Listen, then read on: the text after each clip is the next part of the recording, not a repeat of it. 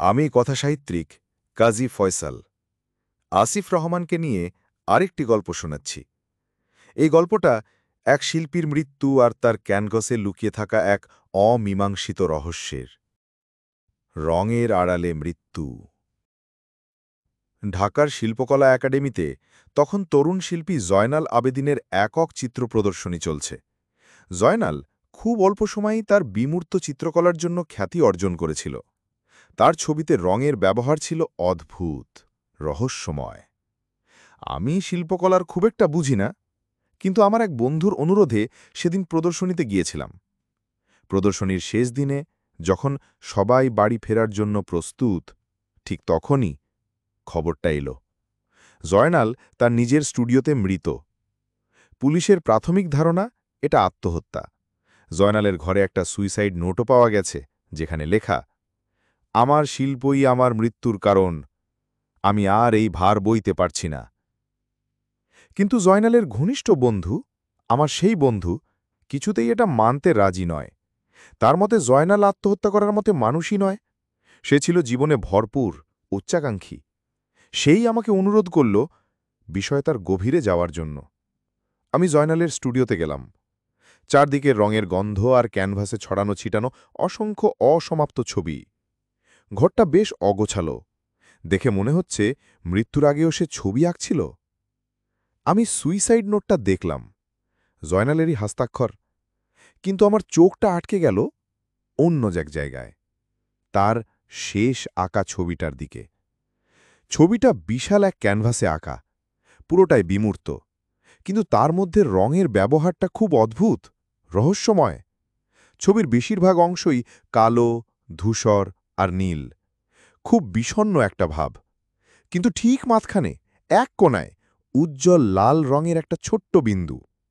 বিন্দুটা এমনভাবে আঁকা যেন পুরো ছবির বিষণ্ণতাকে সে চ্যালেঞ্জ করছে। আমি জয়নালের ব্যক্তিগত জীবন সম্পর্কে খোঁজ নিতে শুরু করলাম। জানতে পারলাম তার জীবনে ৩ জন মানুষ খুব গুরুত্বপূর্ণ। তার স্ত্রী নীলা, যে নিজেও একজন শিল্পী, তার ধনী পৃষ্ঠপোষক আরমান চৌধুরী, যার টাকায় জয়নালের প্রদর্শনী হতো, আর তার সবচেয়ে বড় প্রতিদ্বন্দ্বী আরেক তরুণ শিল্পী রফিক, যার সাথে জয়নালের সম্পর্কটা ছিল সাপে নেউলে। আমি প্রথমে কথা বললাম নীলার সাথে। সে কান্নায় ভেঙে পড়েছে। বলল, আমি কিছুই জানি না। ইদানিং খুব চুপচাপ থাকত। নিজের ছবির জগৎ ছাড়া আর কিছু নিয়ে ভাবত না। বলতো তার নতুন ছবিটা নাকি তার জীবনের শ্রেষ্ঠ কাজ হবে। এরপর আমি গেলাম আরমান চৌধুরীর কাছে। খুব ধুরন্ধর ব্যবসায়ী লোক। তিনি বললেন, জয়নালের মৃত্যুটা শিল্পের জন্য একটা বড় ক্ষতি। আমি তার প্রতিভার খুব বড় ভক্ত ছিলাম। তার কথায় কোনো আন্তরিকতা ছিল না, ছিল নিখুঁত অভিনয়। শেষে আমি দেখা করলাম রফিকের সাথে। সে জয়নালের মৃত্যুকে খুব হালকাভাবে নিল। বলল, ও খুব অহংকারী ছিল, নিজের শিল্প ছাড়া আর কিছু বুঝত না, হয়তো নিজের প্রতিভার চাপেই শেষ হয়ে গেছে। আমি আবার জয়নালের স্টুডিওতে ফিরে এলাম। আমার মন বলছে উত্তরটা এই ঘরের মধ্যেই, এই ছবিগুলোর মধ্যেই লুকিয়ে আছে। আমি তার শেষ আঁকা ছবিটার দিকে তাকিয়েছিলাম। সেই লাল বিন্দুটা আমাকে খুব টানছিল। আমি ছবিটার খুব কাছে গিয়ে ভালো করে দেখতে লাগলাম।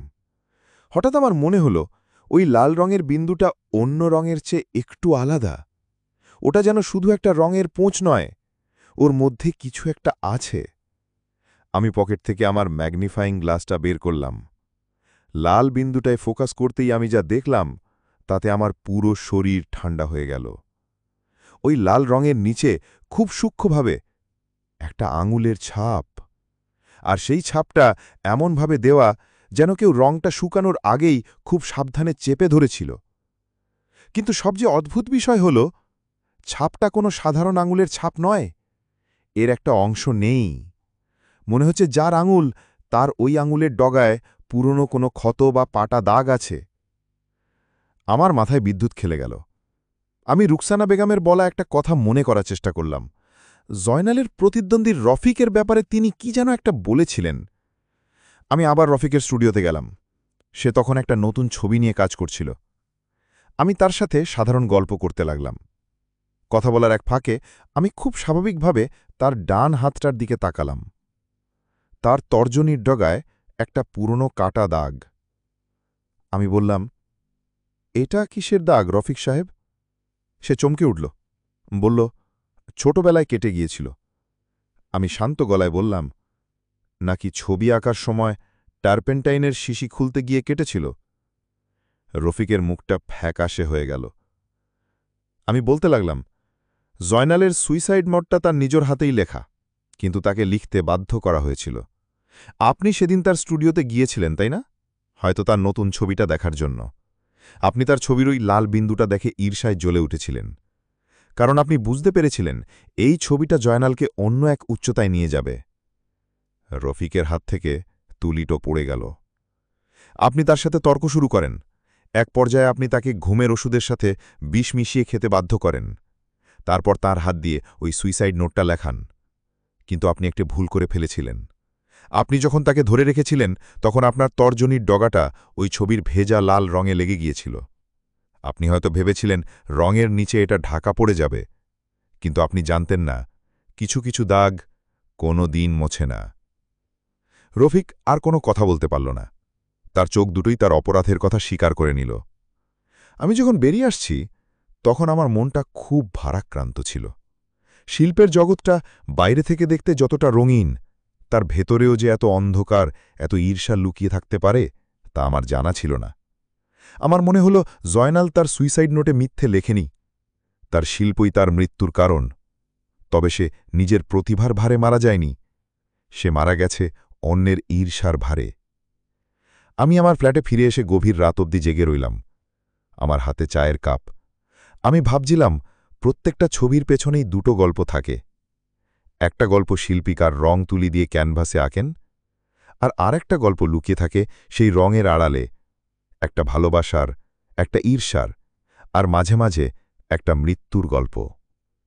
আমি শুধু সেই দ্বিতীয় গল্পটাকেই খুঁজে বেড়াই।